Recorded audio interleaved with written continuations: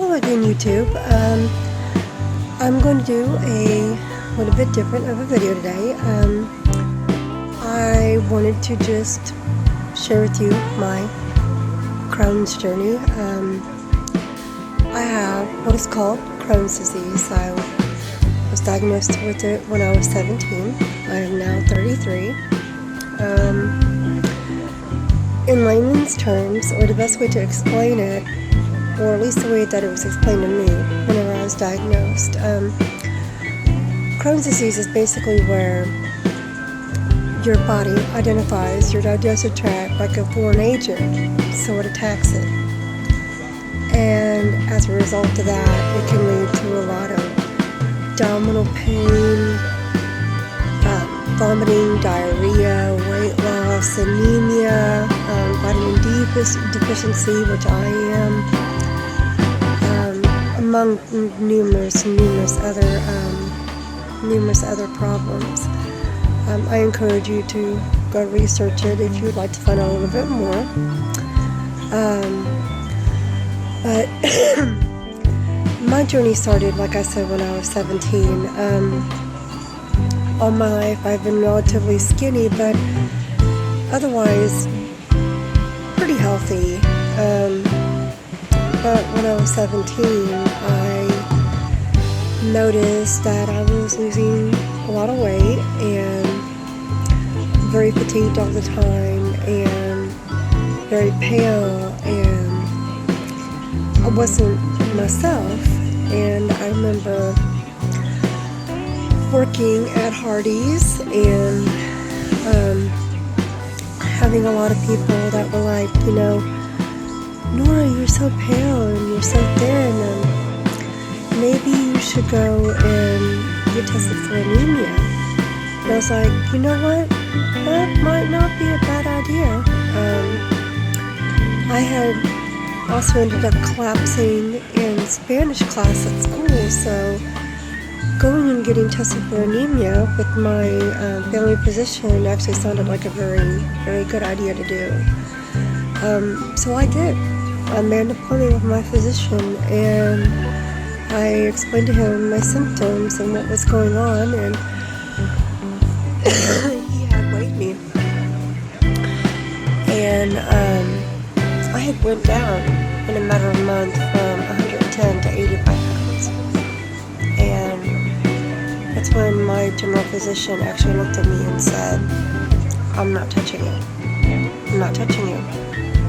And to hear those words from a physician is very, very scary. He ordered a lot of tests, a blood, stool, urine, whole 9 yards. Sent them off, and I submitted my test. And next thing I know, that weekend, I am getting an emergency call from my physician, and he was like, I bet you're feeling really tired, ain't you? And I was like, yeah, but I've become accustomed to that, unfortunately. And he was like, well, you're severely anemic, and you have a slow bleed on the inside, and I don't know what's causing that. So I'm going to set you up with a really good gastroenterologist, and he's going to call you here in a little bit, and you need to meet with him so you can get further testing done. And I was like, cool. I was gung-ho, let's get to the bottom of this, you know what I mean? Because surely, upon finding out that I had a slow bleed on the inside, I was very anxious to find out what the cause of that was. But at the same time, to be completely honest with you, I was really scared. And I even made the mistake of trying to self-diagnose myself and Googled my symptoms, and that's the worst thing you can possibly do, and I never recommend doing that. I mean, it's always good to research, but you want to be careful about that, because you don't ever want to try to self-diagnose and get yourself freaked out. So the gastroenterologist called me almost immediately after my physician did, and I was in his office on a Tuesday, and by that Friday I was in the hospital having my first colonoscopy and endoscopy done. Colonoscopy is just basically where they take a camera up into your intestines and they look around and to see what's all going on. And an endoscopy is where they take a camera down through your mouth, through your esophagus, in order to look at what's going on. And I had both done that day.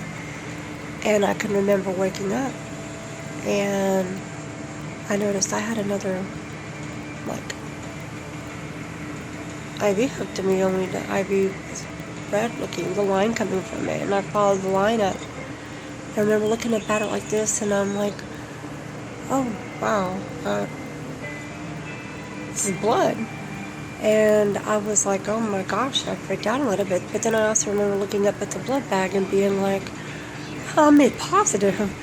And they were like, the nurse was like, no, honey, you're OB positive, which means I'm a universal receiver. I can receive anybody's blood. I have my dad's blood type. Sorry, my bad, not OB, AB positive. I was like, well, cool. I'm like, but why am I hooked up to a blood bag for? She's like, well, honey, we had to give you transfusions. I had to have a total of 2 of them that day because due to my internal bleeding, I lost so much blood that, it was very crucial for me to have the blood transfusions done. So I laid there and I waited for the infusion, and then the doctor came in and he told me, he said, well, I reviewed your results and it looks to me as though you have what is called Crohn's disease. You are right on the borderline of having Crohn's disease and ulcerative colitis. And I was like, wow. But fortunate for me, shortly before all this had happened, I was actually dating a young man that actually had Crohn's too. So I was kind of familiar with it. So I was like, oh, okay, well, where do we go from here then? And of course, he's like, well, we're going to put you on steroids. And we're also going to put you on, I was on a medicine called sulfasalazine and prednisone. And they put me on that for a while to try to get my Crohn's under control. And of course, I blew up like a balloon on the prednisone, which actually was a good thing. I needed to put on the weight, but it kind of sucks. If you had to ever take it, you know what I'm talking about. But, yeah, and so I was on them for a while, but they didn't really help me very much. And so they had me on Asacol, and that was just way too expensive because I could not get on a really good health insurance, and with all the procedures and medicines that I was on, it was just, I couldn't afford it. And it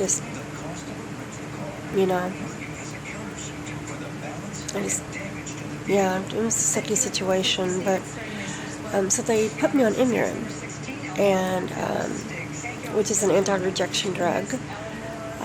They normally give it to kidney transplant patients in order for their body not to reject, the kidney.